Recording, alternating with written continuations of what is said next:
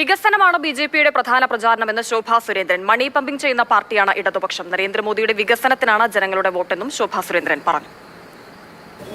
കഴിഞ്ഞ കാലങ്ങളിൽ ഏറ്റവും കൂടുതൽ കോടികൾ വന്നത് ദേശീയ തലത്തിൽ നിന്ന് കേന്ദ്ര ഗവൺമെന്റ് ശ്രീമാൻ നരേന്ദ്രമോദിയുടെ ഗവൺമെന്റിന്റെ ഭാഗത്തു നിന്നാണ് എന്ന് ഉത്തമമായിട്ടുള്ള ബോധ്യം നിലമ്പൂരിലെ ജനങ്ങൾക്കുണ്ട്. അത് വികസന അജണ്ടയാണ്, വികസന രാഷ്ട്രീയമാണ്. മറുഭാഗത്ത് അൻവറിന്റെ ഒരു സ്റ്റേറ്റ്മെന്റ് പുറത്തു വന്നിട്ടുണ്ട്. അദ്ദേഹം പറഞ്ഞത് അദ്ദേഹം വളരെ സ്ഥിതിയുള്ള ഒരാളായിരുന്നു. പിണറായി വിജയനോടൊപ്പം നിൽക്കുന്ന സമയത്ത് 4 ഷർട്ട് ഒരു ദിവസം ഇടാനുള്ള സാഹചര്യം ഉണ്ടായിരുന്നു. ഇപ്പൊ അതെല്ലാം വെട്ടിച്ചുരുക്കി എന്നാണ് പറഞ്ഞത്. എന്താ അർത്ഥം? മണി പമ്പിംഗ് ചെയ്യുന്ന ഒരു പാർട്ടിയാണ് മാർക്സിസ്റ്റ് പാർട്ടി.